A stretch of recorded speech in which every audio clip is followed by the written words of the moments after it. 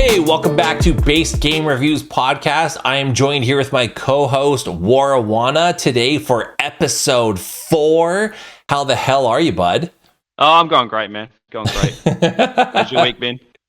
Been all right. I have finally finished Wukong. What have you been playing this week? So this week I've finished off my Concord review. I've got over 100 Nice. matches in that game. So yeah, I did enjoy You it. must be like the number one match player then. Oh, jeez. I still don't feel like good at the game. There's just so like with those games, there's so many different heroes to learn and stuff like that. There's like a base of like 4 of them that I really like. And what was interesting is even after 100 matches, the maps still felt pretty fresh. I don't know how to sort of explain it, but yeah, there was a good variation of maps. I do want to shout out to Henry and everyone else who shared that review on Twitter. Yeah, thank you. Yeah, that's getting great feedback. And like we do this out of passion. The website, this podcast, like we're just passionate gamers, and but it is obviously better when people are reading it and engaging with it. So if you got any feedback for us, comment on the videos, comment on the reviews, negative or positive. We want to hear feedback. So yeah. For sure, great. Yeah. Like when we write a review, if you call us out or if you feel like we've been too generous with a point or maybe we've been a little bit skimpy with a point, yeah, just follow how we rate each thing. And then if you got a good argument, we're down to listen. And then also, we just want to hear your feedback because we want to make these reviews for actual gamers who are potentially looking for another game that they want to play. And we just want to write as fair as possible reviews. So yeah. Thank you for sharing that out. Yeah, and back on to Concord before I move on to what else I've been doing. With Concord, I specified, and I wanted to make it clear, like we always try to have as much transparency as possible. I played in Australia in the Oceania region, so matchmaking was worse than what Henry has, because I spoke to him about it. His matchmaking is a lot better in the US. So that score for matchmaking may be better for someone who's in America, but I made it clear in the review that matchmaking for me it is what it is. I have to comment on what I have in front of me. But yeah, that makes a huge difference though. Localization, like if a game is way more prominent in one continent and you're not in that continent, then yeah, like your matchmaking is going to be dog shit compared to like wherever it's primarily being played. Yeah, that's it. Because like even talking on like streaming, like GeForce Now streaming's here, xCloud is here. We never got Stadia before it got crushed. RIP Stadia. yeah, rest in peace. We haven't got Luna, and Sony doesn't have any game streaming here at all. So obviously we're a lot more remote. So yeah, moving on anyway. So also I've set up the Xbox One because the Xbox 360 that we had, the controller had like rust on the controller pins, and I tried to clean it. It's been sitting for a long time with a battery in it, which was stupid. That's my fault. But set up the Xbox One. It's a Halo edition one, so it makes a noise when you turn it on. But anyway, the kids are just playing Toy Story on it. I've been playing Toy Story with them, Toy Story 3, because one of my sons is absolutely obsessed with Toy Story. Anyway, that's so that's what I've been playing this week. When I got my Xbox One for my experiment, I was shocked at because I was all hyped on the backwards compatibility because I got a disc version of Dark Souls for the Xbox 360 and I heard it was backwards compat on Xbox One and the Xbox Series consoles.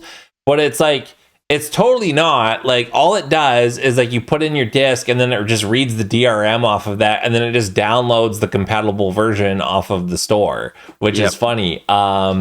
And yeah, I've noticed that as well when I put the disc in for what is it called? Assassin's Creed 2. I went to put that in yesterday for the Xbox 360 version, and you need to download a 5 gigabyte update. I'm like, well, that's the whole game. That's the whole game. That. Yeah, and then it's really mine has a finicky optical drive, so like sometimes it'll not read that the disc is there, and then the game just doesn't work, which is fair because you should be have the disc inside. But that's cool that you busted out the old Xbox One. When I finish Wukong, like I'm not emotionally ready for my next big game yet, so I just wanted to play something that was just like mindless. So I just booted up Doom 2016 on my PC, and I've just been playing that. And then I've been challenging myself to play it keyboard and mouse because I'm usually a controller peasant, and yeah, I've been having fun with that. But yeah, Wukong was. I'll definitely have more in my review by the time this airs. My review should be up.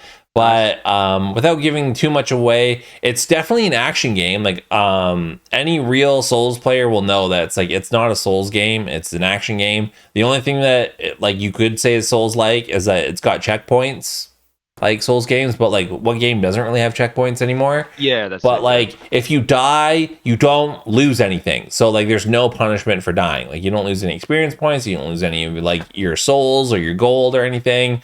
Yep. So you can die as many times as you want. There's no punishment for that.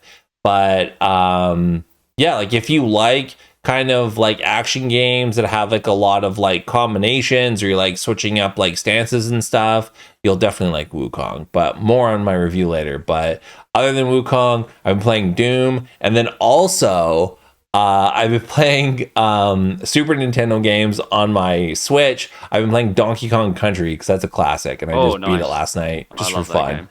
But that's what I've been up to. So yeah, nice. Gaming like champs here. But let's get right into Wara's segment, and he's got a brand new mechanical talk for us this week. So let's hear it. Wara's mechanical talk. All right, is the intro done? Yeah. No, anyway, so you know what? Play it a second time just for that. Wara's mechanical talk. Yeah. All right, yeah, I'm important. Anyway, so this week, with this mechanical talk, I just want to sort of hone in on a specific mechanic in a game each week, and we'll talk about that. So this week I want to talk about lockpicking in Skyrim. Now, I feel like most people will know the mechanic, but what it is I don't. you're putting like, you know, someone lockpicking a door, and you sort of have to, with the left stick, rotate around with the lockpicky thing, and you've got to pick where, and then with the right analog, the right stick, you rotate around to open the lock. If it's in the wrong spot, you'll feel a vibration, and it's saying no, that's not right. So you need to find out where you have to have the left stick located to rotate the lock with the right stick. And it's a very simple mechanic. Depending on your level and the level of the lock, it will depend on how wide that gap is or how narrow the gap is. So if it's a master lock and you're like level 1 in lockpicking, you will have to find the exact spot, but you can open it. Okay, yeah. Yeah, so, and depending like on Starfield, you can't. It'll just be like, it's too tough for your level. That's right, yeah. So you could just get really lucky and the lock is dead straight. You don't have to touch anything on the left stick and just rotate to the right with the right one. Because when you level up to, let's say you got level 100 lockpicking, every lock, I believe, it goes heaps wider, and you just basically get at the dead center every time, and you just rotate and it opens. If you're a low level and you go to a harder lock like expert or master, it'll snap the lockpick straight away at the wrong spot. So you need to find these items. But it was never tedious because lockpicks were like everywhere. And while I don't really want to turn this into talking about Starfield's mechanic, that was a little bit different, but we'll talk about that one another time. But this is just an example of a fun mechanic that wasn't overused or never really got boring. I've never really heard a lot of negatives about it.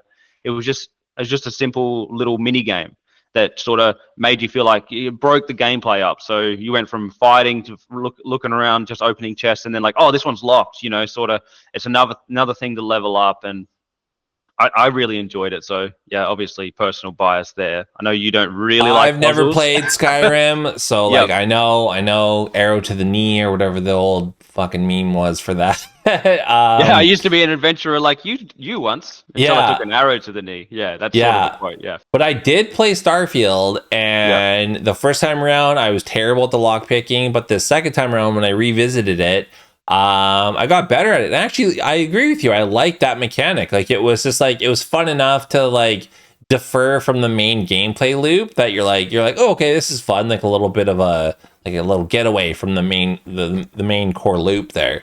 But it's neat to see that I don't even know the lockpicking mechanic in Fallout, but like the kind of iterations that Bethesda has gone through to like get to where they are in Starfield and then where they were in like Skyrim. But yeah, no, I like those little mechanics in games because when you were saying that, I was thinking of like other games where they just like have you hold the button and like that little circle at the bottom right hand corner that fills up while you hold the button. I hate those moments because you're just like, cool, that's a hidden loading screen that I'm just watching as you pick through that box or like that safe or whatever, and it's loading the RNG for whatever item that you get.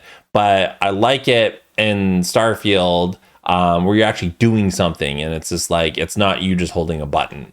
Yeah, so I think what I liked so much about the Skyrim one, and more to the point, also I guess the Starfield one I did enjoy. What I liked about it is that I don't like games when they're telling me I'm doing a good job when all I'm doing is holding a button. Yeah, and like I felt like I was doing something with the Starfield and the Skyrim lockpicking. But it wasn't like trying to test my IQ or anything like that. It was just a nice little mini game. You know what I mean? Like I don't need it to be an intricate puzzle every time I'm lockpicking. So yeah, I liked it. Yeah, but on the Starfield one, there was actually a bug. I don't know if it's been patched, but it was impossible for me to finish a lockpick once. And I showed a guy at work who's an IT guy, and he is like 100 hours into Starfield. He was 100 hours into Starfield at this point. He said that's a bug. You have to I showed him the photos and he's like, you have to put it on there and assume that hole's there. And it's just like, so it's meant to have a slit, but there's no slit. And he said, no, that's just a bug. Anyway, yeah. I didn't encounter that, so maybe it was patched because I think we both played it around launch time. But when I did the second playthrough of it, I feel like, or am I making this up in my head, at launch time, like you couldn't like undo choices that you made? Because for those who don't know, for the Starfield lockpick mechanic, it's kind of like cogs, like wheel cogs for like gears, and you're finding ones that fit the right slots for the wheel cog, and you usually get 3 choices. So you have a bunch of choices, and and there'll be like a bunch of little slits for where the cog will fit, and then you'll get a cog in, and then you get a bunch more choices, and you can't like pick the wrong order, or else your cogs won't fit by the end of it. I'm sorry if that was a crappy explanation. But no, that's right. You're describing the more lower level ones. When you go to a higher level one, there can be a lot of links to have to find, and there will be lots of like up to, I think I've seen 12. I'm going to say 12. About 12 options when they get more difficult, and that just made it feel a little bit more tedious. And I'm just like, you do that, and that's fine, cool. Make me work for like a minute to open the lock, right? Yeah. But then I open it, and it's basically an empty box. Or and that's like, what disincentivized me to do or it. Like, it's more lock picks essentially. It's more digipicks. Oh yeah. Oh, you got just a like, digipick. Oh, I'm up you're a like, oh digipick sweet. now. And when it launched, if you made a choice, you couldn't undo the choice. You'd have to just like fail at the lock pick. But in this time around, you can undo as much as you wanted. So it was essentially just like, all right, you just find the ones that fit, and then if you fuck up, you can just undo a couple of times, and then So that was my main issue with the lockpicking, was that the digipicks were so rare, but it was probably because I was lockpicking so much stuff. So I'm glad they've done that then. Yeah, they must have taken that feedback, because I definitely felt like this time around, like I was getting a lot more digipicks, and I never ran out of them. So sweet. So that's cool. But I like that mechanic, but there's other mechanics, like you said, that can just feel more tedious than they do like fun. And it's a balance that you have to go through. Yeah, the payoff to time spent. Yeah, like I can't think of what's another mechanic similar to that, where like you're doing kind of like a fetchy thing. I don't know. But like they exist. Yeah, definitely. Yeah. There's probably a plethora of one. I could probably get a list up, but yeah, it's hard to think of at the moment. Yeah. Great mechanic. Let's move on to our first topic, unless there's anything else that you wanted to add to that. No, that's good. Yeah. Well, this next topic will lead off from that. Yeah, so it's really good that we're rolling into this, because have you heard of people abusing accessibility options in games to do in-game activites? Yeah, so I've heard a lot of people in Star Wars Outlaws love the hacking mechanic. So that's why I wanted to talk about the Skyrim lockpicking, because it was relevant to this next point, which is Star Wars Outlaws has a hacking feature, which is trying to be like a lockpick. And people are like, this is a great little minigame. The minigame's great. However, when you have to hack and then go into open that door, then you have to hack again and then hack again, it ends up feeling tedious to those players. Now, I haven't played the game, so I can't comment personally on how it is and stuff like that. But I heard that from Mr. Matty Plays, he did a review of Star Wars Outlaws. He said that after a while, he just turned on the accessibility option to auto hack. Now, my question to you, Jimmy, or I wanted to discuss, was is it a failure of game design if players are avoiding your mechanics and turning on accessibility features to do that? To bypass the game, like you're bypassing the game so that you can, because you don't like a feature. Is that do you see that as a failure of game design, or yes, I do. I feel like that's an indirect way that your players are giving you feedback that thing that you put in your game is not enjoyable. Because if it was enjoyable, more would opt to just play the game normally rather than just to turn on that accessibility feature. So it shows you either you've made it too abundant. So like you said, if you have multiple doors in a row that you have to hack to get through, you're going to get fatigued from that, like after the first or second door. So you would just be like, no, I'm turning that off. But if you made it sparing and made it maybe for just doors, like not for progression, but for like really high value items or secret items, then people would probably be more likely to follow the mechanic itself. But when you make it fatiguing like that, then yeah, people are going to find a way to exploit it. Yeah, and like speaking on this and comparing it to Skyrim's lockpicking, you can avoid the lockpicking, is my understanding. I can't think of a single thing where you have to lockpick. Like with Star Wars Outlaws and the hacking, it's sort of like the mission tells you have to do this, so you don't really have a choice. So I don't know about you, but for me, if I don't get given a choice, that makes me feel like resent having to do something sometimes in certain games. But depends on the game, obviously. But being an open world sort of game, you probably want choices. What's funny is we bring this up. Okay, you even watched me my first playthrough of Stellar Blade, and there's a few puzzles in that game that unlock progression, and I'm terrible at puzzles. Yeah, and Wara loves puzzles, so he has a great time watching me struggle with these things. And there's this one to get the lift to move, and like I can't even remember. Like you're just like changing numbers for like a thing, and I just brute forced it until it unlocked, and I did not even when I looked at the solved puzzle, I did not understand what the sequences meant. So it's funny about that. Each one of them, I believe, from memory, it's been a while ago, and I was just watching. Yeah, each one of them would allocate a certain amount of dots to the grid, and there's like 5, 4, 3, and 2. So if one of them puts out 2 dots, you have to put that on the 2. To make sure it's filled up. That was my understanding of the puzzle. Yeah. But what's funny about that is later on in the game, there was another puzzle that I was like super just like not connecting with, and I was having a tough time. And I was like, am I going to have to quit the game? Because like I legitimately could not get, and it was a timed puzzle as well. So I definitely feel like those accessibility options are valid when there's some that will they'll lengthen the amount of time that you have to solve it if it is a time puzzle, and I'm totally for that. Like the auto solve, like I don't know if you need that. Like I think like the accessibility options should either just make it like dead easy or just make it like infinite time to solve. But like ones that do auto solve, maybe that's a bit too far, but it all depends. But I finally did get past that puzzle, and I was like, okay, great, now I can progress through the game. But I agree with your point. Like there is that balance. It's like you should have a choice whether you want to engage with that portion of the gameplay, especially if it's so drastically different from the core gameplay mechanic. So in this game, Stellar Blade, which is an action game, the player didn't initially sign up for a puzzle game. So yeah, that's right. Yeah. Having a locked mechanic that locks you behind progression, that sucks. You should have a bit more choice. It should either be like brute force your way through like a very difficult gauntlet of enemies, or you could sneak through this hidden door if you can unlock this puzzle. That kind of thing. I think that's just better game design, in my opinion. Yeah, that's right. Yeah, and sort of like if we talk about it from a competitive standpoint, this is not an issue in my opinion. I just wanted to point it out. Is my daughter plays Fortnite. She's 13, and she plays with the audio wheel in front of her, so it shows where sounds and what sounds are coming from where on the screen. I'm like, what? Oh, why do you have that on? Your hearing's fine. Cheaters! You've been cheating! And she said, oh no, every you should do it because you get basically a competitive edge. But not how she worded it, but YouTubers will do that. So I was like, oh, okay, Makes whatever. sense. And then you can see when someone's coming or where they are, and it's just wow.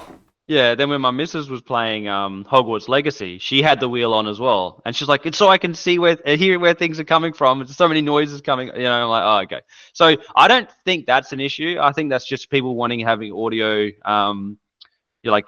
more clear as to where audio is coming from. But the Star Wars Outlaw was one I felt like was a failure of game design. If it's just not enjoyable and people are skipping it, it's just Yeah, there's a difference between using an exploit like that. Like we even kind of talked about that last week with Max's Time to Beat segment, and he's going over that GoldenEye segment, how they went in the start menu and they changed the controller layout because it altered some of the gameplay. And this is a similar thing even to this day. And another example that I could think of is in the Demon's Souls remake, when you switch from performance mode to quality mode, something happens with the way that the game loads in assets, and you can like delay it by a few seconds and you can like go out of bounds. And speedrunners like flip between that for certain moments when they have to go out of bounds. And then there's different things that they can do with the geometry.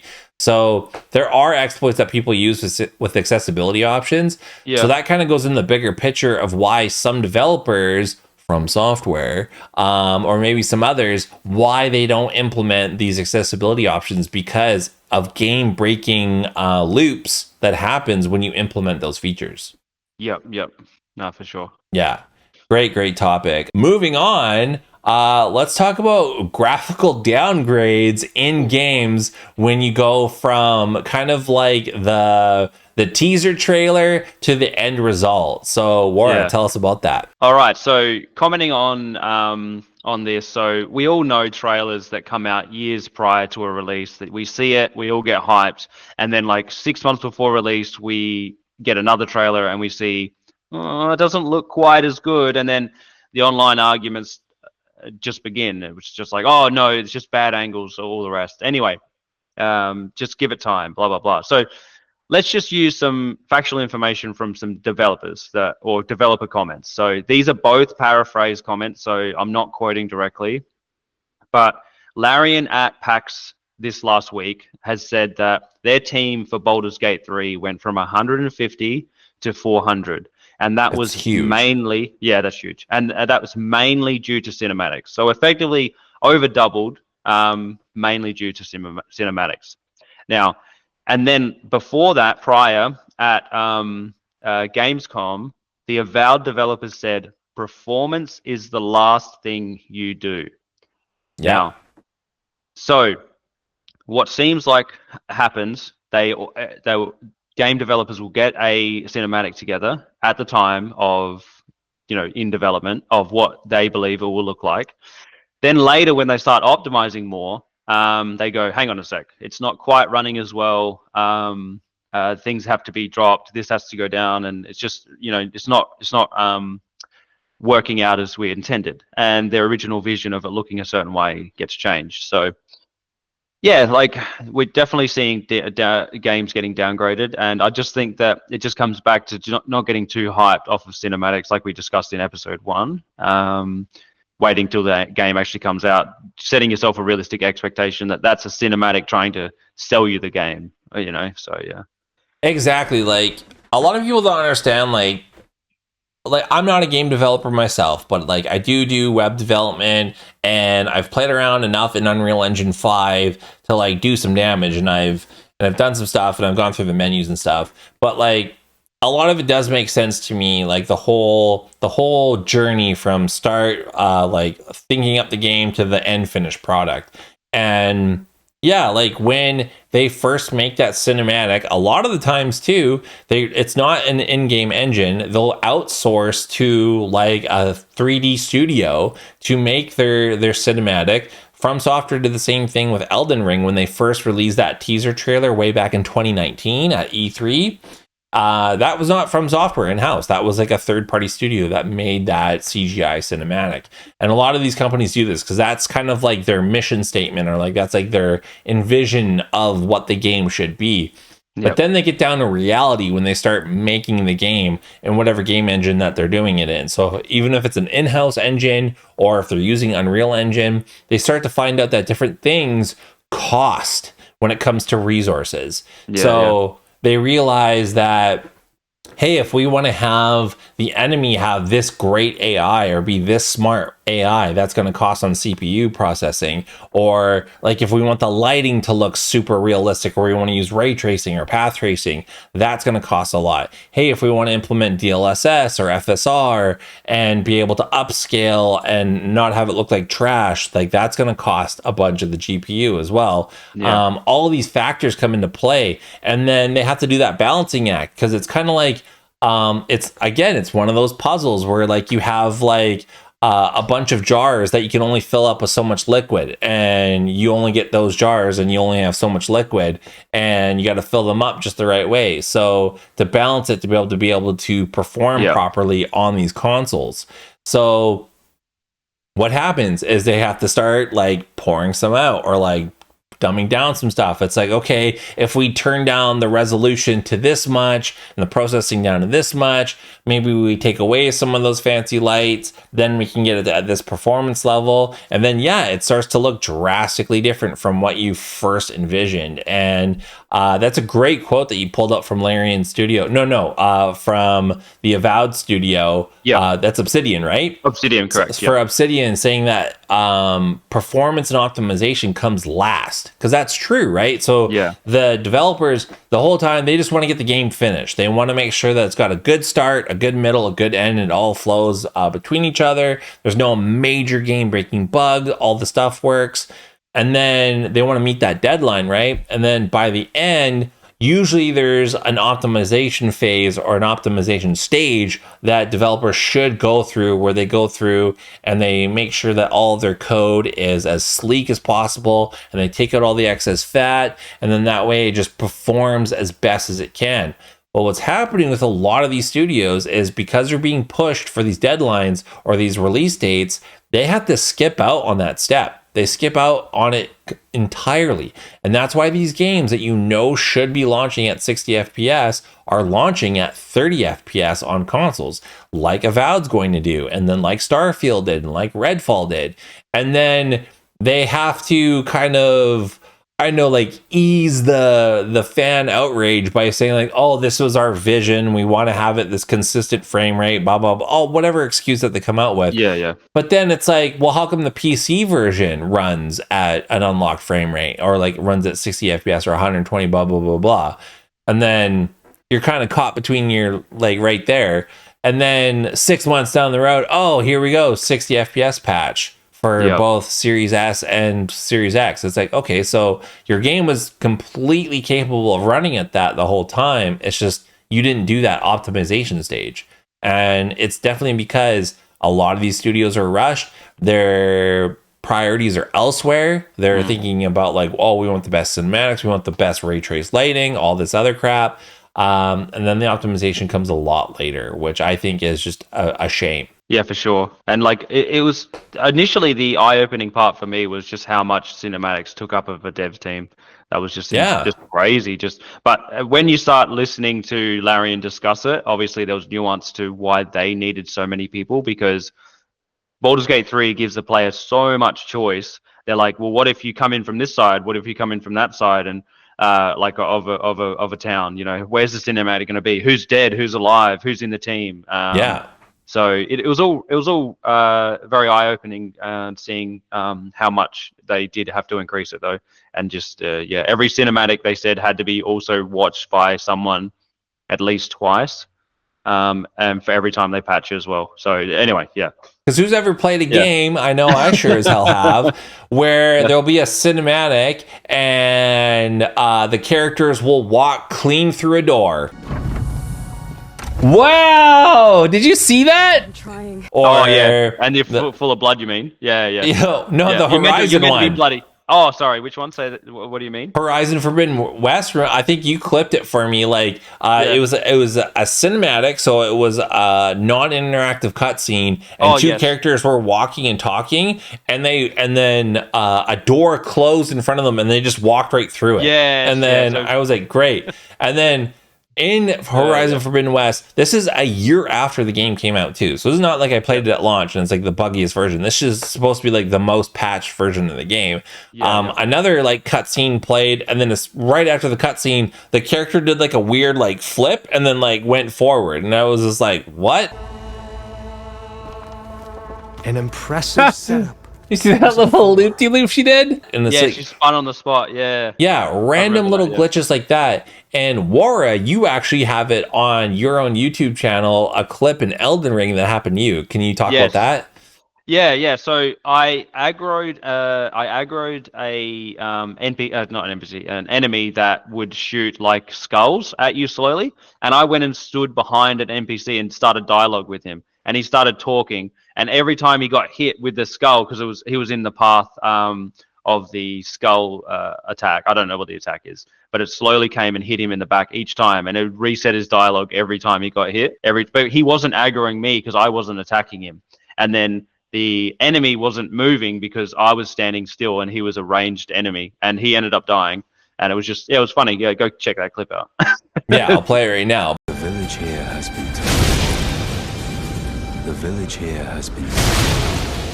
The village here turned back. It's things like that these studios have to incorporate when they make these animations or they make these cinematics. You have to incorporate, like, is some janky shit gonna happen while this is playing? Like, are the NPCs that are in the background, are they gonna behave appropriately? Are they gonna do random stuff? Like, I think Fallout has like the most egregious examples from memory. I'm thinking, like, I think people have lots of examples of like NPCs doing random stuff, and people have made memes about it, like during cutscenes and interactions. Like, they'll walk into walls, or they're not looking at the right person, or like they'll go to sit and the chair's not there, so they're just sitting in air, and they stupid random things like that. So when you have a lot of cutscenes in your game, or a lot of cinematics, that's the kind of crap that you have to apply dev resources to just making sure that kind of stuff doesn't happen. Or you could just be like Bethesda, don't give a shit, and just have it end up however. Why did you not optimize this game for PC? We did. It's running great. It is a next-gen PC game. Upgrade your PC. But the modding community will patch it. That's right. The modding community will patch it. But upgrade your PC. Yeah, like that's just one of the things. It's just like, did you need all of that in your game? And it's like with a game like Baldur's Gate 3, like, I kind of agree. Like, that game is all about choice. It is Dungeons and Dragons, so that kind of makes sense. But some of these other games where you're just like, oh, are you trying to be a movie? Like, what are we doing here? And then, like, you just have a lot of that in there, and it's just like those resources could have been spent elsewhere. And I do agree. I think that's a big thing that is causing the gaming industry to just be so bloated. It's just like you said there, they went from, was it 150 to 400? That was 150 to 400 about, and they're rough numbers, like about 150 to about 400 is what. Yeah, but that's over doubling your team just for cinematics. It's almost tripling it. Yeah. Yeah, almost tripling your team for just cinematics, and like that's egregious, in my opinion. So I don't know, that's crazy, but definitely once you understand kind of like the journey that a game takes, like you kind of see like why these games don't end up, like the Avowed first teaser trailer, that was all CG, but like still you look at kind of like the atmosphere and mood of that first initial teaser trailer, and then you look at what Avowed is now, and you're like, these seem like two different games to me. Yeah, and like I don't really want to pass too much judgment on it, even though we have seen a lot of uncut gameplay now. Until the game's out, I will be playing that, and I will review that for BGR, and we'll talk about it once it's out. But at the moment, it does seem like it's not meeting its initial atmosphere that it was the trailer was portraying, in my opinion. But it almost seems like they changed directions, like mid-development. So maybe more on that later. But yeah, for sure. Do you have anything else to add? Just a notable example of a downgrade was Dark Souls 2, but we've discussed it on a previous episode. That's a great Yeah. example too. Like Yeah, Dark yeah. Souls 2, again, if anyone knows the history behind the development of that game, it wasn't Hidetaka Miyazaki. It was two new directors at FromSoftware. And with the success of Dark Souls 1, they were like, we want it to be better. We want it to be better than Dark Souls 1. And that's huge already for a studio that prior to that, like, had never really had like a huge mainstream hit. Like prior to that, like Armored Core was their bread and butter, and a lot of those games didn't even break 1 million in sales. And then so Dark Souls being its first game to like break 10 million in sales, like that was a massive undertaking to do. And instead of using the same game engine, they developed a whole new game engine, and they wanted it to revolve around like lighting. So they wanted like the darks to be like pitch black where you needed a torch, kind of what they were able to achieve in Elden Ring. And also, they were told throughout development that this would be for the next generation of consoles. So at that time, it would have been for the Xbox One and PS4. But then midway through, they're like, no, we're actually going to release this on current gen. So PS3 and Xbox 360. So they were like, none of this shit is going to work on those consoles. So they again had to scale back and then dial everything down so it would work on those consoles. And that's why you ended up with such a huge change of what it was teased to be and then what it ended up being. And like even now to this day, people are making lighting mods for Dark Souls 2 that infinitely make the game look like so much better. I did an easy mode guide, shameless plug. That used the lighting mod, and I had tons of people commenting like, is this a remastered version that you have, or like what how come my Dark Souls 2 looks like dog shit in comparison? And it's like, no, it's just because this is a lighting mod that people made, and the lighting mod isn't like this massive file. It's just like a bunch of like shaders that they edited. I don't know the magic behind that, but it's not that big of a file, and I just drag it in and it works so good. Don't question, just enjoy. Exactly. But yeah, that's a fantastic example of a game that was like hyped up and to look incredible and just comes out looking like a moldy wet towel like at launch. How did it get worse than the first one? Like playing that, like I have the OG version on my PS3, and it's an experience. That's all I'll say. All right. Next, we're going to talk about the Wukong drama that's been going on for the last little bit here. Ward, do you want to get us started on that? Okay, so we will just discuss what we know. And what we know is actual fuck all, to be quite honest. Exactly. Originally, Wukong... Do you work at Brain Science or Sony? Yeah. So because neither do I. So let's talk about... Initially, Wukong was set to release on PC, PlayStation, and Xbox simultaneously. Then a few months ago, we'll just say a few months, the timeline doesn't matter too much. Yeah. The Xbox version was delayed. Now, this isn't the first time an Xbox version has been delayed. Baldur's Gate 3, which we just spoke about, was delayed on Xbox and then optimized and released a couple of months after the PlayStation version. But it did release. Now, when Wukong was delayed on Xbox, Windows Central article went up by someone called Jez Corden, who writes for them, said that he believes that there is a exclusive deal with Sony, but it's hush hush. Now, the reason why that's a big deal is because for those who don't know, Microsoft purchased Activision Blizzard King, and in the court case to try and get that through, Sony had to reveal all of their exclusive deals. Wukong was not one of them at that time. Now, the next thing is that he wrote that article, and then in the article he got a quote from Microsoft about it, and Xbox, sorry, and they said something along the lines of, we cannot comment on our competitors' deals. And it was very political the way that they answered. Yeah, it was because you could read it as, oh, there is a deal, because then they just can't comment. But at the same time, it was a nothing comment, right? Yeah. I don't want to sit here and argue. Like, we could argue all day. Like, without knowing it, I don't like making a big argument. Just logically, it's easy for them to have just said that politically and make it look open. So they don't, whatever. Anyway, then when the game released on PlayStation 5, I think this part's relevant. Digital Foundry did a video breaking down the performance on PS5. And Jimmy, I think you said it was like running basically 1080p. Yeah. Is that what, yeah. In performance mode, it was 1080p. Well, their version of 1080p, but they have FSR turned on and then also frame gen as well. Yeah, so I think it's harder for them to calculate actual actual resolution when there's FSR and stuff like that, because they're just capturing segments and just testing to see how many pixels. You know what's crazy? What they do? This is what Digital Foundry does. I don't know if they still do this anymore, but I found a really old video by them, and this is how they determine screen ratio or resolution.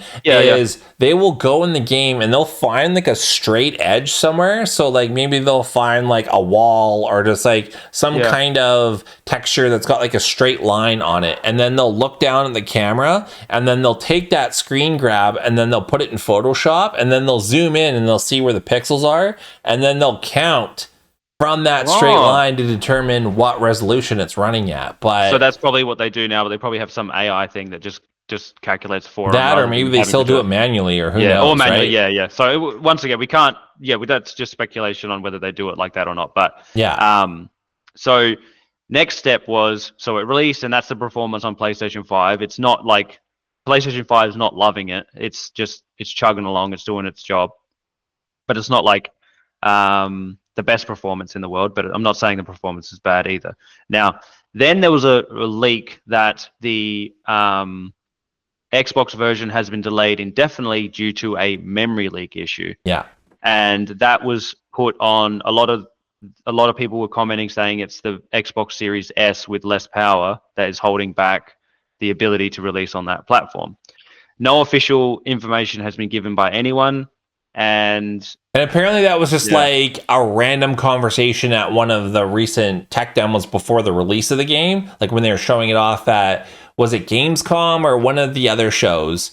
It was just like a random conversation, and someone threw out the word memory leak. And then for those who don't know, memory leak is in a game, usually what happens when you're like traversing through a level, the game will go ahead and it knows what it's about to render ahead of time. So it'll cache a lot of those textures, geometry, or shaders into your video card's VRAM, or sometimes if it's going to be a little bit later, it might even move some of that stuff to your actual RAM. And it's constantly shuffling that information between the GPU, VRAM, and then the actual computer's RAM, and same on consoles as well. But a memory leak is when that shuffle isn't done properly and things aren't put back or things aren't put away. And then you just constantly have data streaming and filling up either your VRAM or your actual RAM on your PC. And I think Diablo 4 had this problem as well. I've run into it where your VRAM will constantly go up, and then you actually have to like turn down one of the settings from high to medium and then hit apply and then put it back to high, and that'll flush out the cache memory. Okay. But that's what they were reporting was happening in Wukong, and that was what was holding it back from the Xbox release, was a memory leak, which I don't know. But it's not confirmed, so... Yeah, it was just a conversation at a random gaming event. Yeah, and the only way to get confirmation on that would be to get Microsoft to explicitly say it, and then Game Science, who make Wukong, mention it and say that is the reason. Yeah. And then the exclusivity deal, the only way to prove conclusively that there is one or isn't one is to do a full top-down investigation of Sony's dealings. And how long is that going to take in court? Who knows? So and why would that ever happen? Because like the Activision Blizzard deal is already over and done with. So there's no real reason to like put them under investigation for that. Yeah. So if we look at it logically, it might. There's another chance that it's just Wukong just wants to make sure that they get any other bugs and issues out with the PS5 and PC to make sure that's running good, because they've got massive success already. And then they'll just release over 10 on million Xbox units later. sold, which is nuts. in 3 days, which is absolutely amazing. And some people try to like drag that number down by saying, "Oh, it's mostly in China," but like Chinese people are human too. So, money's money, people. Anyway, now to sort of look at another possible reason, we have a game 2 weeks ago, roughly, called Hack, Haak, which the developer for that put a Twitter post up for someone who was asking where's the Xbox release, because it was only on PC and maybe on PlayStation, I don't know. But he showed the communications with Xbox showing that they hadn't responded to him for 18 months, roughly 18 months. Now, he's just like, I'm happy to release it, but they just don't communicate with me. So then after that tweet went up, Microsoft within a day or two communicated and said, we love that game, we want it on our platform, and they sorted it out. So it's not that they didn't want the game, it's just no one had picked it up. So then this morning when I woke up, it's 9:28 now here, just so you guys know. When I woke up, I saw that Entoria, the last song, had been delayed indefinitely, officially, on for Xbox. And I'm like, what? A history on this game is it was revealed at an ID at Xbox showcase a couple of years ago, or I can't remember exactly when. I think it was 2 years ago. And then about 4 months ago or 5 months ago, they mentioned they were going to release they were going to delay the Xbox version and release on PC and PlayStation first, and then on Xbox. But a lot of backlash happened because of the whole ID at Xbox showcase. They felt like, no, you should release at the same time. So that developer happily delayed their whole release by a few months so that they could release simultaneously on Xbox, PC, and PlayStation. Now, this morning, the news was that they're delaying it because they haven't heard from Xbox in 2 months. So that got me and Jimmy talking. And that was like, well, this is the problem with massive, massive corporations. You just have so much lost communication. Whose job is it to respond to these? Has Timmy responded to that one? Is that his job? Who's dealing with this? We just don't know. And once again, that's speculation on as to why they haven't responded. But with a game that's been in the news so much, and Xbox looking a little bit worse because they advertised the game at ID at Xbox and then they were getting their version delayed, you'd think that they would make a massive effort to make sure that they were communicating to get it all ready as best as possible. Totally. But, it's sad. And also with Microsoft, Yeah. didn't they just recently lay off 15% of their staff, like in the gaming sector? And like when you have, like, again, we don't like to get in speculation, but with all of this information in front of us, it's like, which is more likely, people, that Sony is conspiring against Microsoft and then they're doing all these shady deals just to screw over Microsoft?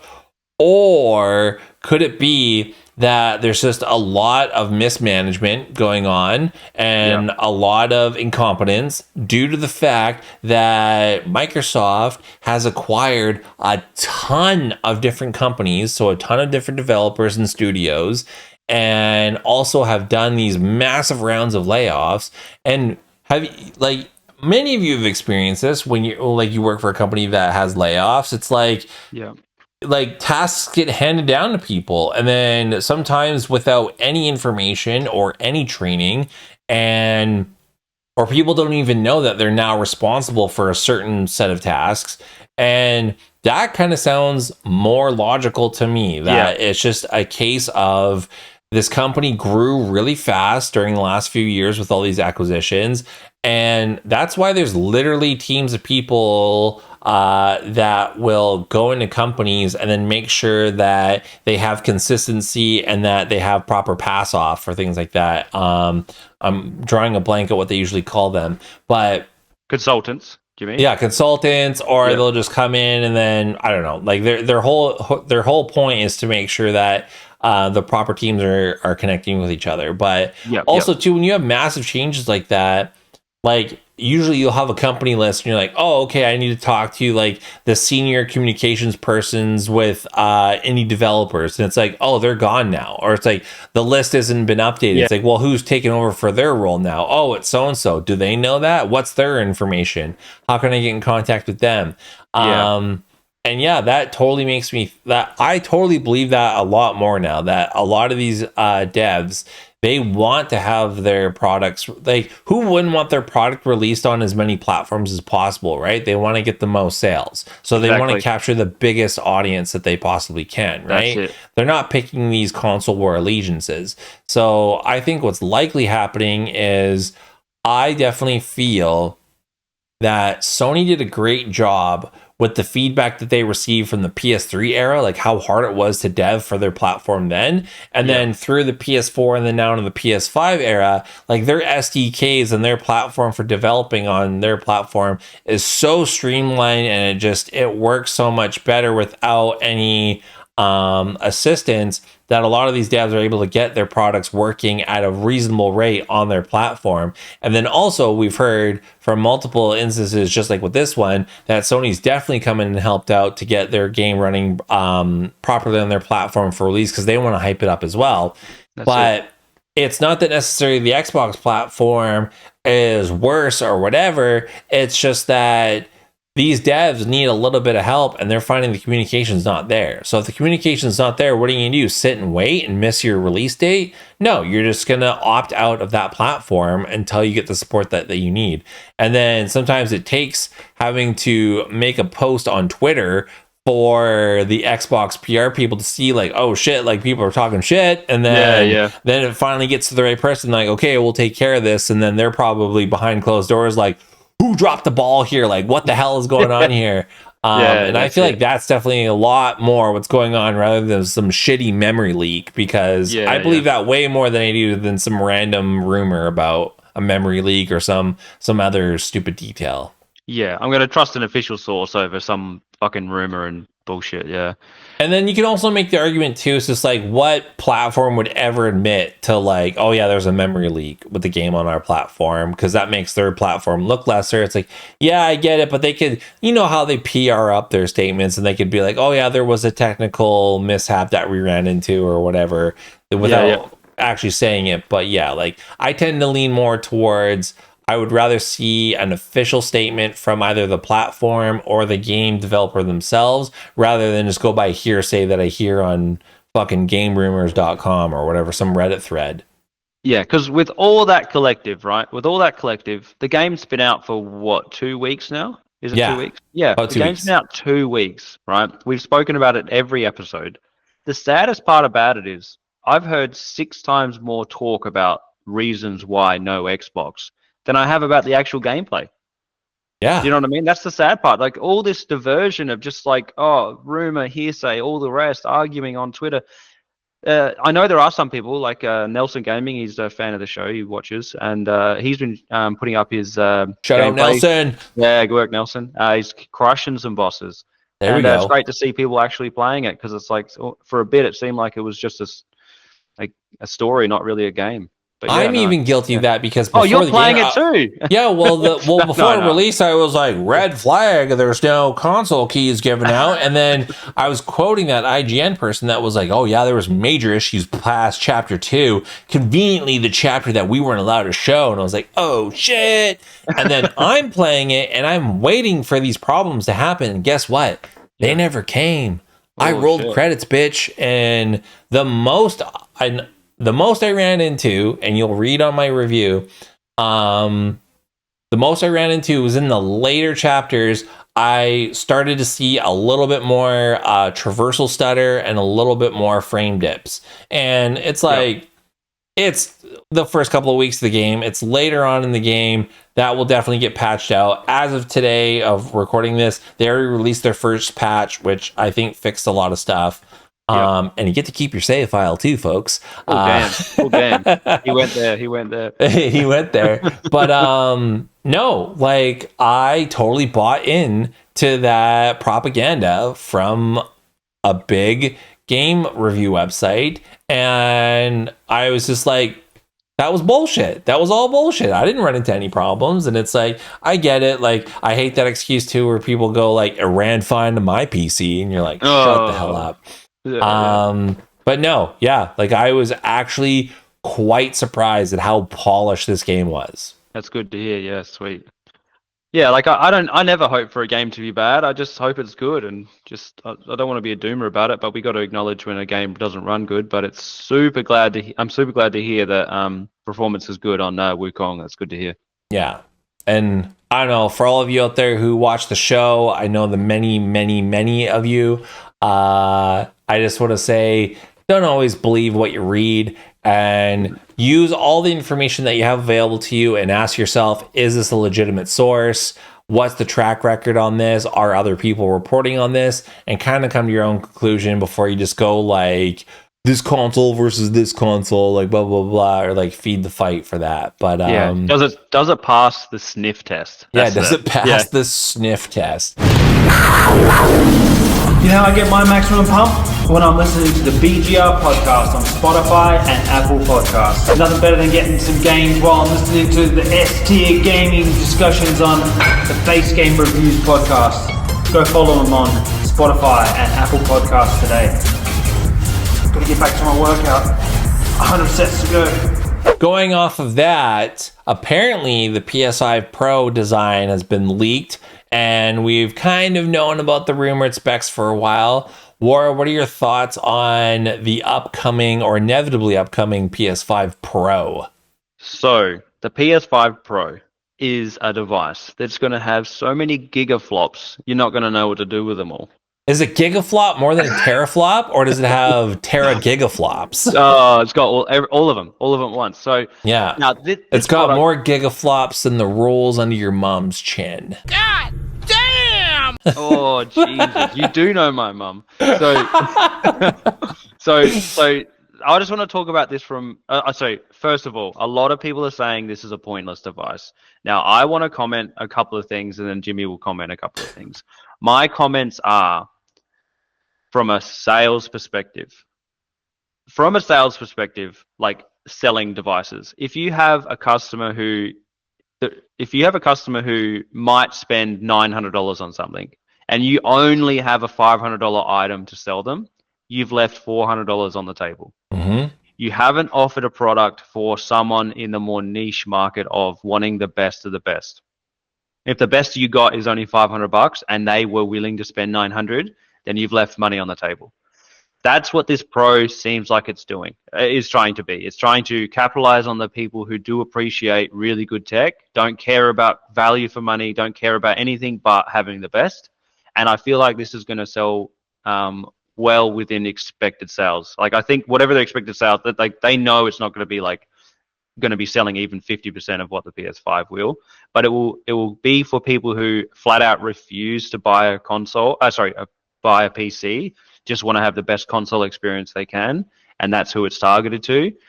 But I think that anyone saying that what's the point of the PS5? It's pointless. You know, no one needs it. You know, you would just get a PC at that point. It's sort of like no one argues that the iPhone Pro Max exists, right? I don't know the sales split. I'd love to see the sales split, but I feel like a lot of people who buy the Pro Max could do everything they do on the lower model, but they just want the better model. So absolutely. So even if this PS5 Pro is bought by, like, a lot of these Pros are going to be probably bought by people who just play Fortnite. They just want the best console. And it's not always about in tech that you buy what is correct for you. That's sort of how, you know, it's about what you want. And like, I'm sitting here, I'm on an Alienware laptop. This thing I bought over COVID when all the chips, there was a chip shortage, and like getting a 3060, or my mate bought a 3080 at the time. He paid 3,000 Australian dollars for it, which is about 2,200 American dollars. And I paid less than that for this laptop, and it's got a 3060 in it. And obviously that's nowhere near as good as a 3080. We know that. But the point is, I wasn't in a position where I could justify spending that much money to upgrade. And I needed to upgrade because I wanted to play New World, and I really enjoyed that. But anyway, getting sidetracked. But my point is still valid in that he didn't need to get he didn't even bat an eye to spend $3,000 to buy a 3080. He knew what he wanted. So when you have people who are willing to spend a certain amount of money, I don't think wallet watching is the right thing to do, but at the same time, the cost of it's going to be high. We don't know the exact price, but you know, people have already made their mind up. They don't even know the price, and I know people who've already made their mind up, and that's fine. You know what type of consumer you are. You know whether this is for you or not. And people are saying, "Oh, who's this for?" I don't want to talk about console wars, but there is a new Xbox Series X console that's $1,000 Australian, which is $200 more than the PS5, and it just has a 2 terabyte hard drive and a design on the outside to make it look like a starry sky or something. That Yeah. Anyway, but I'm not saying that's a pointless device. You know, No. people shouldn't say it's a pointless device. It's a device for an enthusiast. Anyway. For sure. Yeah. What But I was, yeah. what I would add to that is exactly like you said. So like Sony knows their audience. They know the people that make the purchases from them, and they know that there is a selection of PS5 owners that I would say are like the baller living room gamers that like if they were going to get a gaming PC, they would have gotten a gaming PC already, but that's not the type of player they're a console player, so they want the top tier of whatever they're getting, right? Yep. So that's why they buy the Pro controllers. That's why they buy the new console that's got the new design with the expanded storage. They're going to be the ones that are going to be buying this PS5 Pro. And for the people to be like, just get a PC, it's just like, if they were going to do that, they would have done that already. So they're not going to do that.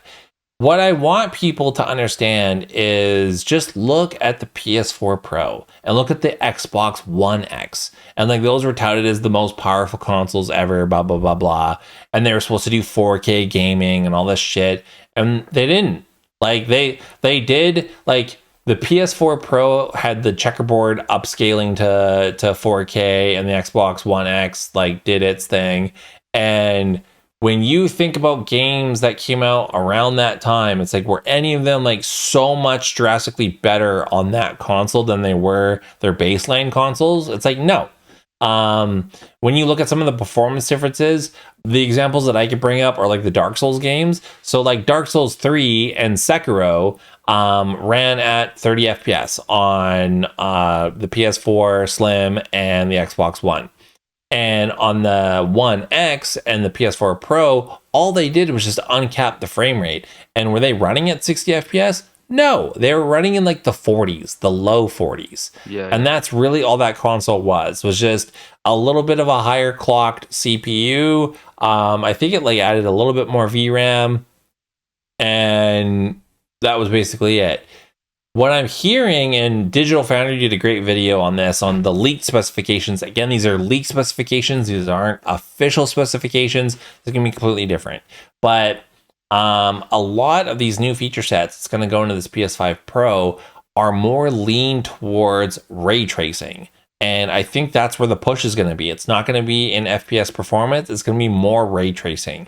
And so you can have ray tracing in these games, because for those of you who don't know, if you have an AMD graphics card, it doesn't have nearly the ray tracing power as the NVIDIA graphics cards, because NVIDIA, like RTX, their whole thing is ray tracing with DLSS and all those technologies. And the AMD graphics cards, even the latest ones like the 7900 XTX or whatever, those you see like the raw performance is technically higher than some of its counterparts on the NVIDIA side, but that's with ray tracing off, and that's with DLSS, because it doesn't have DLSS or FSR turned off. But the main gaming audience, they're using those features. They're turning on ray tracing, they're turning on DLSS, so they want those features on. So and then when you go to the PS5, I think Star Wars Jedi Survivor is a good example, because that one did have ray tracing and a lot of ray tracing stuff on the PC version. And I think same with the Avatar game. But on the console version, they got to scale a lot of that back, or the ray tracing features that they do have on are just so taxing on the console that the performance is just garbage.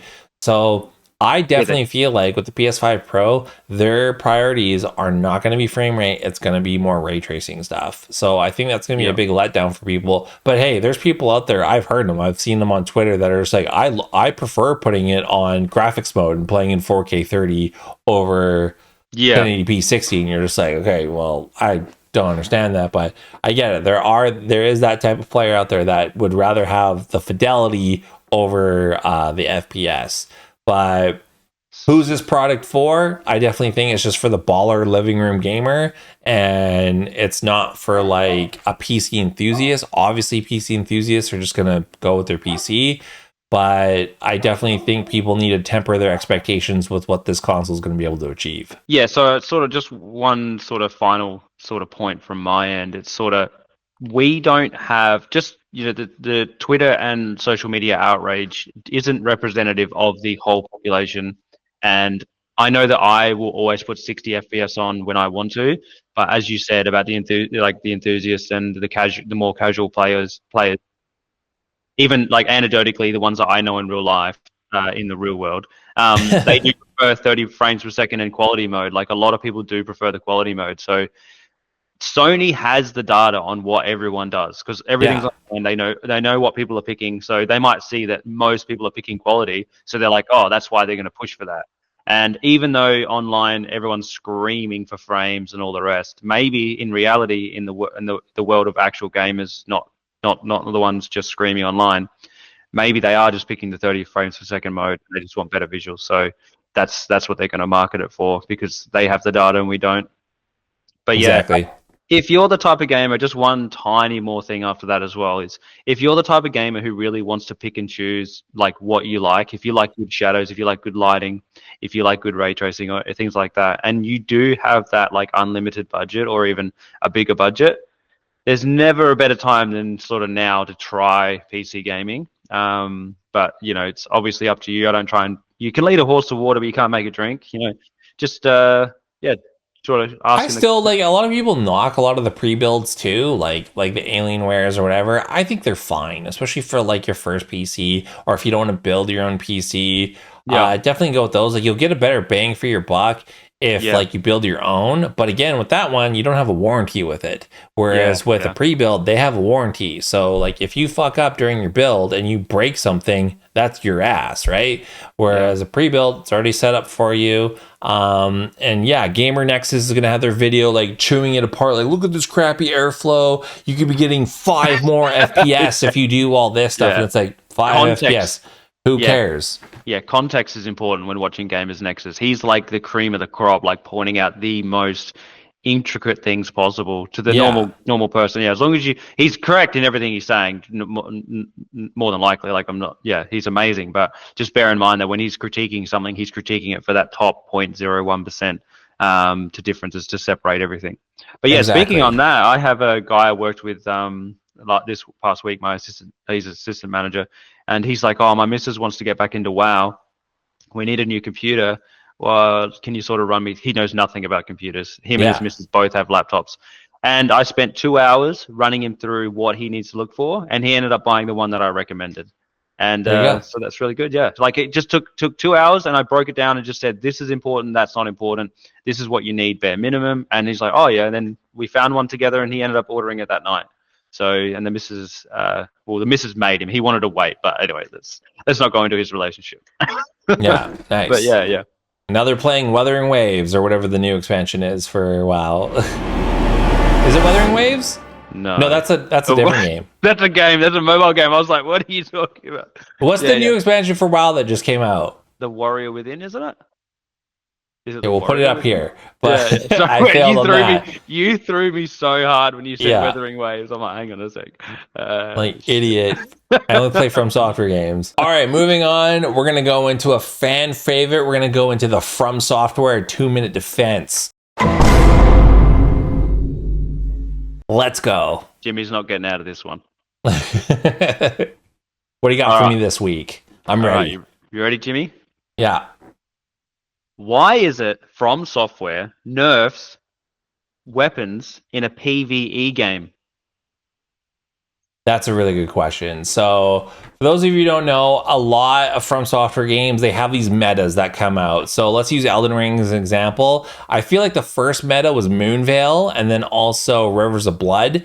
And then there's these weapons that had really broken Ashes of War that would just annihilate anything that you came into contact with. And there's also other things that they buff out or they nerf. A great example was the Sword of Night and Flame in Elden Ring, and it was this sword that you had to have, I think, 25 intelligence and 25 faith for, and it had 2 different Ashes of War, depending if you pressed L2 or L2 or L1, and it was either pretty much Comet Azure, and then the other one was like a fire attack. And the Comet Azure did insane damage, and you could just like nuke these bosses. So The reason why FromSoftware nerfs these weapons is because you're getting through the game in a way that they didn't intend you to.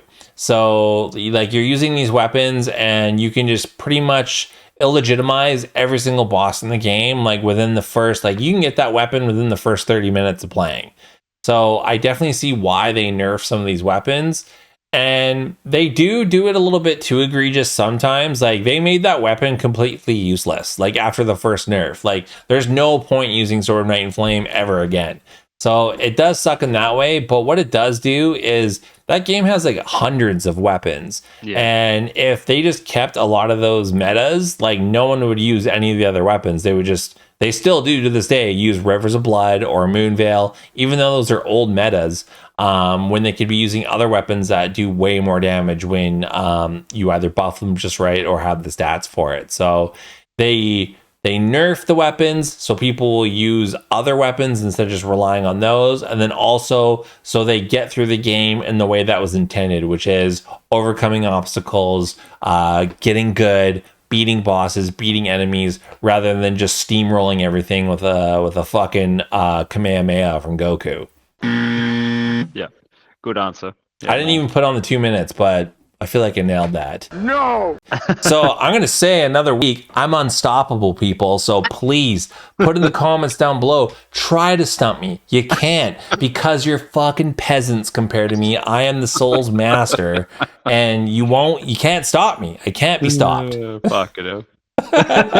Wait till next week, Jimmy. Let's see. Yeah, next week I'm just gonna get destroyed. Yeah, like I always laugh, like especially watching Kai Cenat's Elden Ring playthrough. Incredible, by the way. I love all the attention that he brought back to that game before the release of the DLC, and it was so successful. He's probably responsible for at least a few million sales of that game because he just opened it up to a whole new audience. But I laugh because he's using Rivers of Blood. Like his homies told him to use Rivers of Blood, and it's an outdated meta, and it's still good, but it's nowhere near. It's nowhere near as good as when it was pre-patched. It's not good in the final fight, and it's not good against like gargoyles. Really, yeah. Because they're slash damage resistant, and then a lot of those bosses are bleed resistant as well. So the bleed proc is not that great. But no, like it's funny. And another thing I quickly want to get into, this isn't part of the 2 minute defense, but like maybe I'm ruining a future one, but I still love to this day seeing huge creators not using the runes, the great runes. Like they're not using them, and they're like Maximilian, dude, like did his whole fucking playthrough of the Elden Ring DLC, and like didn't even have a great rune equipped, and then finally at the end, like they're still equipping Godric's great rune, even though they're a level 200 character, and it's like the +5 in each stat's not going to do anything for you. Like, you I'm pretty sure that's the one I've been using in I started using it because I hadn't used it in a while. I forgot what it did, and I was using that in the DLC at the start. I'm like, wait, this is fucking pointless. Yeah, it's the +5 and attributes that don't do me anything. You use it, and it's like that much more health. Yeah, you're like, that's gonna take me the rest of the way that I need to go. But please put in the comments down below, and if you got anything that you think is bullshit in the FromSoftware games that you want me to defend, put it in there and I will defend it, baby, because I am a FromSoft fanboy and I suck off Miyazaki on the rag. All right, let's move into a new segment. This is a brand new segment, and we're releasing here, sadly, without our boy Max Deshaw here, but this is going to be the first week that we do it. This is the new BGR Recommends, and at the end of each episode, this is where we're going to recommend a game to our audience that we think you should play, because this is all about gaming, because we are gamers. Wara, hit us up first. What do you got for us? All right, so I thought I'd pick this one. This is one of my top 10 favorite games of all time. With the release of Dragon Age: The Veilguard coming out later this year in a couple of months, I recommend trying Dragon Age Origins. Now, that was a 360 PS3 game. It's also on PC for basic next to nothing because it's so old. And it just has choices matter, great companions that you play with, and it's a serious RPG. A lot of people were talking about trying to sort of say that Baldur's Gate 3 is good, but Dragon Age Origins did it before. Now, they're two completely different games. This is not turn-based. This is real-time combat, but you can pause it to have more of like a tactical push in the combat if you so choose. But you have real choices. Like, there is multiple points throughout the game where if you choose to do something as the main character, your teammates will turn on you. One guy, I don't want to give anything away, but one guy will fight you when you go to a certain point because he wants to test to make sure you're a strong enough leader.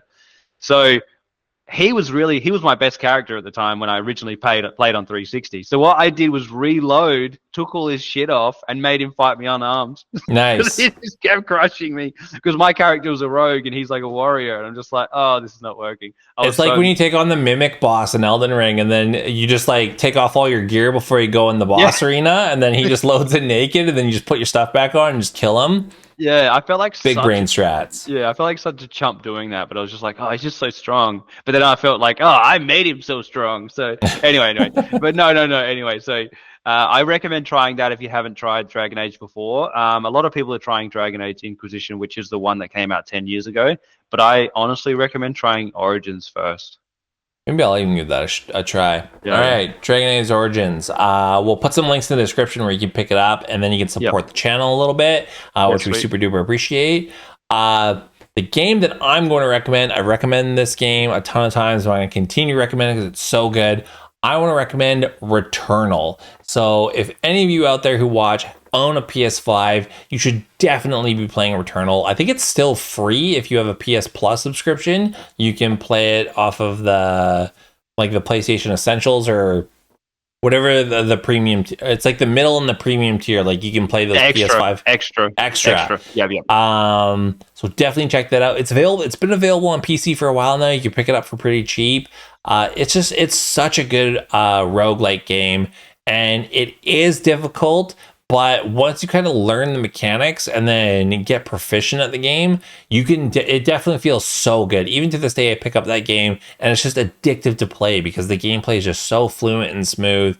I love the loop of that game. It's got a great twist. It's even got a really great story that's kind of intertwined the gameplay. I definitely recommend it. I even have an easy mode guide, shameless plug, available on my gaming channel that you can watch if you're struggling with the game as well. But it's just such a good game, and it's such a shame that not that many people played that game. But I definitely recommend Returnal for either PS5 or PC, so definitely go check that out.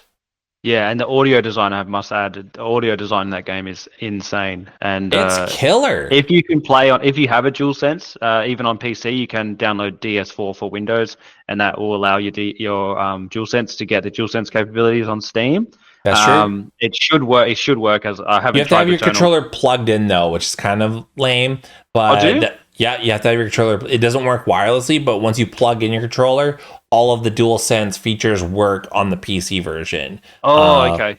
Which is like a must, because you have to have the haptic triggers is just so much better than just the regular that it has for the default Xbox controller. Yeah, because I played through Flintlock with the DualSense, but so if I want the DualSense capabilities, I need to plug it in. Is that what you're saying? Yeah, for like haptic triggers and all that stuff, you have to have it plugged in. It doesn't work wirelessly.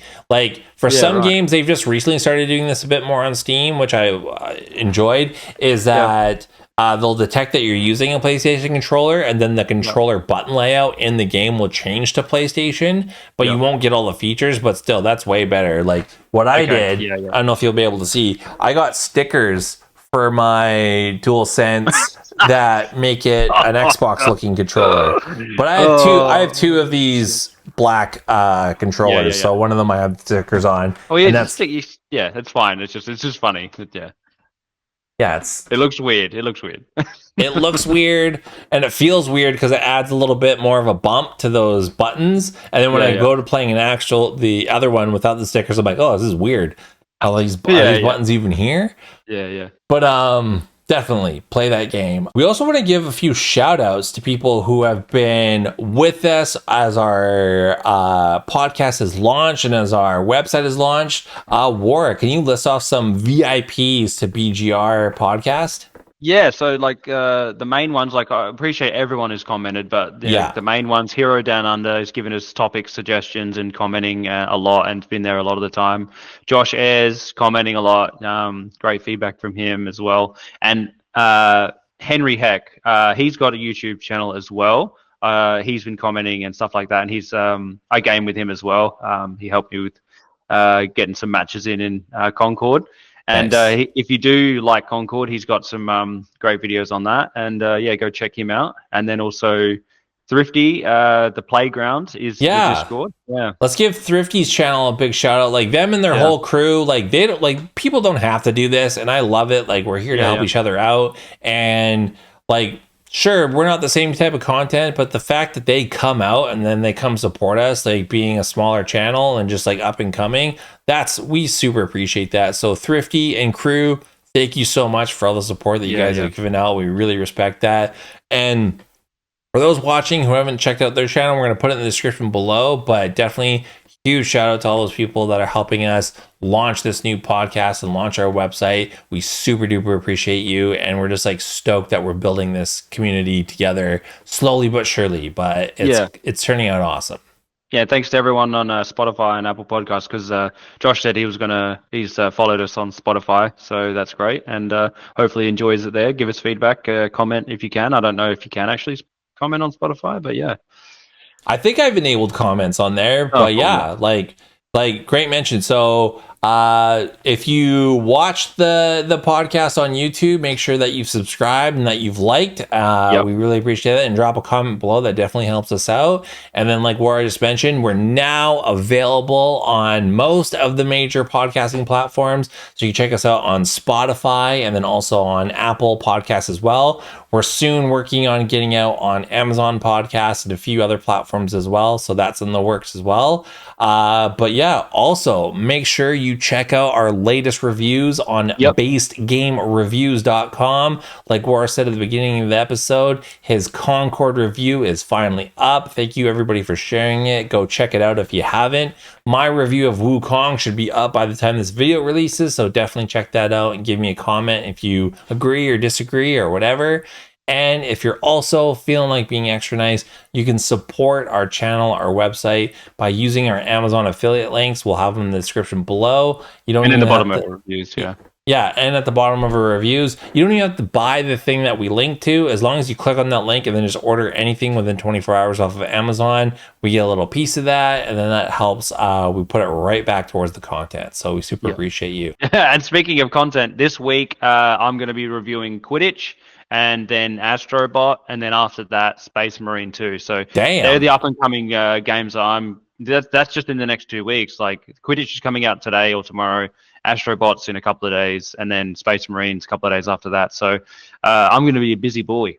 Yeah. So yeah, I'll try to catch up as well. But yeah, for sure. That's it for episode 4, everybody. Thanks for coming out, and that was Basic Games Reviews Podcast. Get the hell out of here. Have a good rest of your day, everybody. See you guys. Cheers.